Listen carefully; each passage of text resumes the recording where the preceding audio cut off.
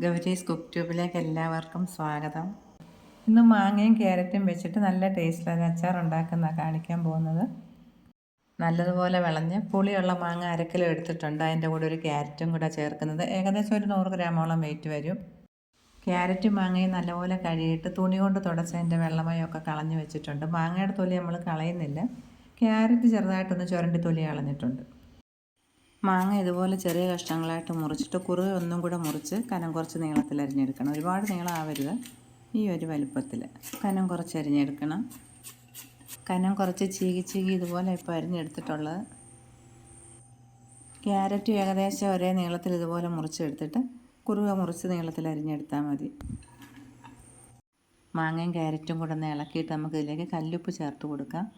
40 gram കല്ലുപ്പാണ് ചേർക്കുന്നത്. നല്ല പുളിയുള്ള മാങ്ങ ആയതുകൊണ്ട് അത്രയും ചേർത്തത്. 1/4 ടീസ്പൂൺ മഞ്ഞൾപ്പൊടി. ഉപ്പും മഞ്ഞൾപ്പൊടിയും കൂടെ മാങ്ങയിൽ എല്ലാ ഭാഗത്തും നല്ലപോലെ പിടിക്കുന്ന മാതിരി ഒന്ന് പുരട്ടി അടച്ച് വയ്ക്കാം.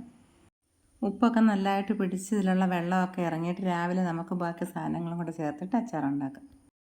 നോക്കി ഇത്രയും വെള്ളം ഇറങ്ങിയിട്ടുണ്ട്. ഇനി നമ്മൾ അച്ചാറിൽ വെള്ളമൊന്നും ഒഴിക്കത്തില്ല. ഉപ്പുണ്ടോ നോക്കാം. ഉപ്പുമൊക്കെ പരുവത്തിനുണ്ട്.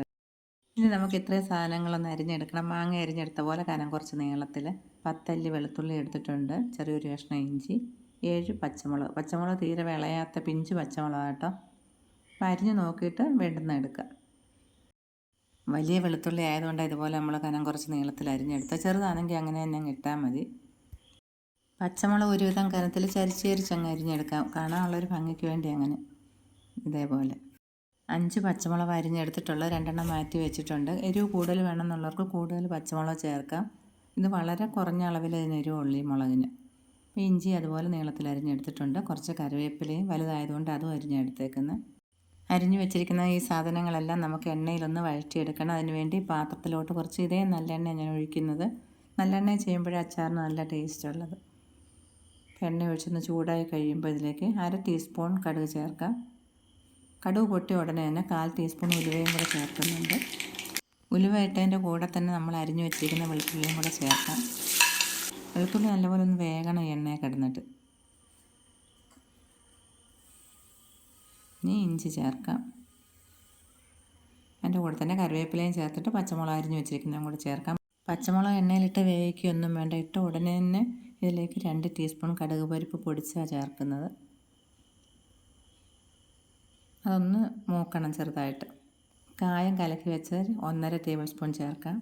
കട്ടിക്കായ LGയുടെ കായം ഞാൻ കലക്കി വെച്ചിട്ടുണ്ടായിരുന്നു. കായം കലക്കിയത് എണ്ണയിൽ കിടന്നൊന്ന് ചൂടായി കഴിയുമ്പോൾ നമുക്ക് ഓഫ് ചെയ്ത് മാറ്റാം. മുളക് ഈ ഒരു പരുവത്തിനെ വാടാവും. എണ്ണയിൽ കിടന്നങ്ങ് വെന്ത് പോകരുത്. ഇനി അരിഞ്ഞു വെച്ചിരിക്കുന്ന ക്യാരറ്റും മാങ്ങയും കൂടി ഇതിലിട്ട് നല്ലപോലെ ഇളക്കണം.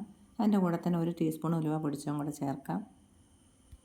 ഇനി ഇതിലോട്ട് 1 ടീസ്പൂൺ പഞ്ചസാരയും കൂടെ ചേർത്ത് എല്ലാം കൂടെ നല്ലപോലെ ഇളക്കിയിട്ട് ഉപ്പും പുളി എരിവൊക്കെ പാകത്തിനുണ്ടോ എന്ന് നോക്കാം. എരിവ് വളരെ കുറവാണ്. നമ്മൾ അധികം എരിവുള്ള മുളകല്ല ചേർത്തിട്ടുള്ളത്. അച്ചാറിനെല്ലാം പരുവത്തിനുണ്ട്. വേണമെങ്കിൽ കുറച്ച് എരിവും കൂടെ ചേർക്കാം. നല്ലപോലെ കഴുകി ബോട്ടിലിട്ട് വെച്ചിട്ട് കുറേ ദിവസം നമുക്ക് ഉപയോഗിക്കാം. അച്ചാറിന് ടേസ്റ്റ് കൂടുതൽ കിട്ടണമെങ്കിൽ ഒരു 6-7 ദിവസമെങ്കിലും കഴിയണം. കുറച്ച് ചെറിയൊരു ബോട്ടിലെടുത്ത് വെച്ച് നമുക്ക് ഉപയോഗിക്കാം. മറ്റൊരു വീഡിയോയുമായി കാണുന്നത് വരെ എല്ലാവർക്കും നന്ദി, നമസ്കാരം.